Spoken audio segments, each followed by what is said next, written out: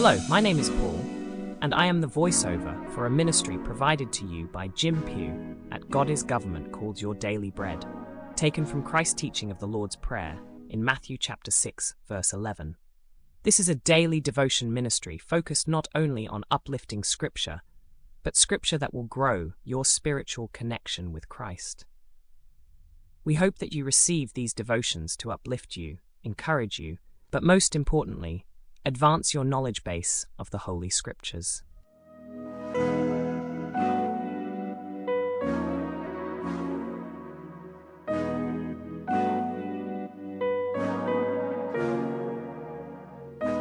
Today's focused discussion will be 10 ways to exasperate children. How do parents exasperate children? I've just given you a little litany of things that you can read about in a typical book on child raising, about how to raise a delinquent. But let me give you my own list here of how to provoke a child to wrath. I'm going to give you this list rather rapidly, so stick with it. 10 ways. Number 1, by overprotection. By overprotection. Fence them in. Never trust them. Don't give them the opportunity to develop independence. And deprivation will instill an angry mood. Parents must give children room to express themselves, to discover their world, to try a new adventure, gradually releasing them to live independently. Let the rope out. Overprotection frustrates and angers a child. We live in a world where that's a tendency among Christians. Keep them under your control all the time. You have to be very careful about that, or they become exasperated. Secondly, you can do it by favoritism. Isaac favored Esau over Jacob. Rebekah favored Jacob over Esau, and the sad results are well known. Don't compare them against each other. They're each unique. Love them the same, without regard for each, without special regard for each, no respect of persons. If a child feels that you love another in that family more, that is a very, very frustrating experience. Thirdly, you can cause a child to become angry by setting unrealistic achievement goals. Some parents literally crush their children with pressure. Pressure to excel in school, pressure to excel in sports, in music, in any activity they do. And it really has little to do with the child and everything to do with the reputation that the parent wants. This becomes very frustrating when the child has no sense of having reached a goal, no sense of having fulfilled an expectation. It leads to being angry and bitter. And I have dealt with such children. I have dealt with such children who have killed themselves. I think of one girl in particular who killed herself to get her parents off her back. She never could accomplish enough to satisfy them, and she was so angry she wanted to hurt them in the profound way she could, so she took her life so they would have to live with the pain of causing that. Devastating. You can frustrate your child to anger by overindulgence, by giving them everything they want, by picking up after them always, by allowing them to throw all responsibility and accountability on others. You can exasperate them by letting them sin and get away with it so they learn to do that successfully.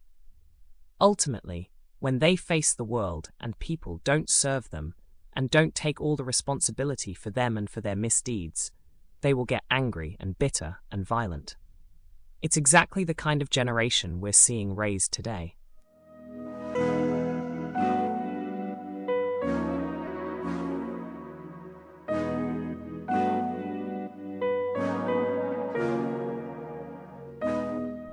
Fifthly, you can exasperate your child by discouragement.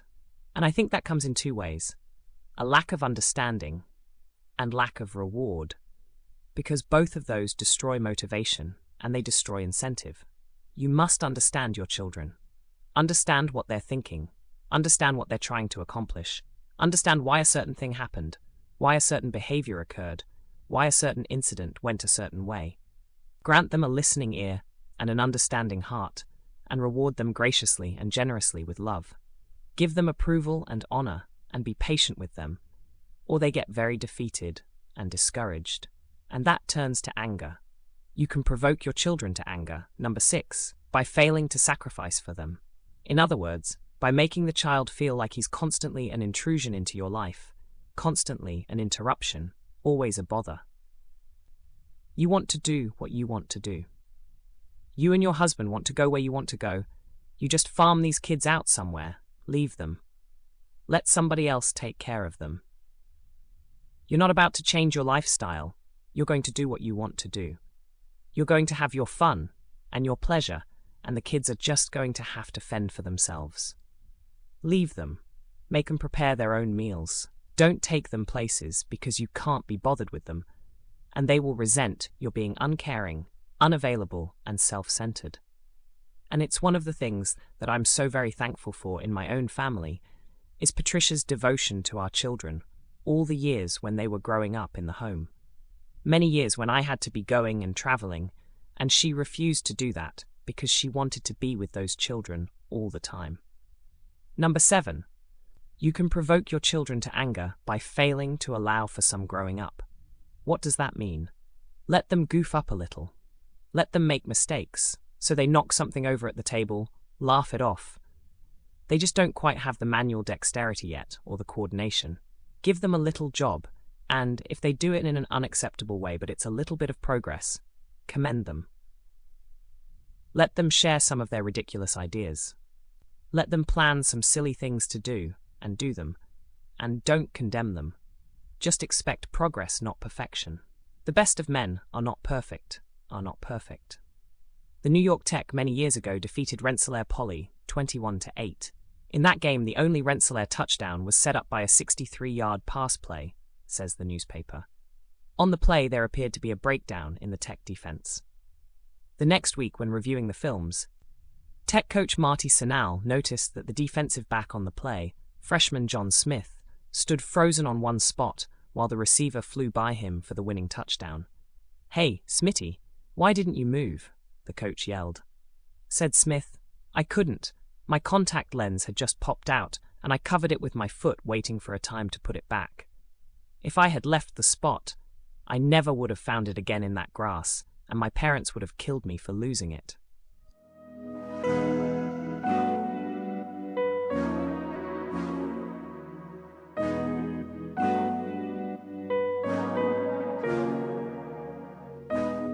Now I'm telling you, when you're in the big game, and you live with that much fear of your parents, you've got a problem. Let your kids fail. They're going to lose things. Hey, I remember when Matt flushed my watch down a toilet. I said, "Why did you do that?" He said, "I just wanted to see what it would look like going down." Did I spank him? No. In fact, I wish I'd have been there. I'd like to see what it looked like when it was going down. Allow for a little growing, for a few experiments. Number 8. You can provoke your children to anger by neglect. If there's any biblical illustration of this, it's probably David and Absalom. David spent no time with him, no time shaping him, and Absalom ultimately hated his father with a passion, tried to pull a coup to dethrone his father and take his place. Neglect. And the worst kind of neglect? Lack of consistent discipline. That's the worst kind of neglect. I'm not talking about the neglect of time and things. I'm talking about the neglect of discipline. Teach them, discipline them, consistently using the rod in love. Number 9. You can provoke your children to anger by abusive words. You understand that a little child has a very limited vocabulary and you have a very comprehensive one. Verbal abuse is a terrible thing. A barrage of well-chosen words from your adult vocabulary can cut that little heart to shreds. And what is as devastating as anything are words of anger, words of sarcasm, or words of ridicule. Frankly, we say things to our children we would never say to anybody else. And then lastly, by physical abuse.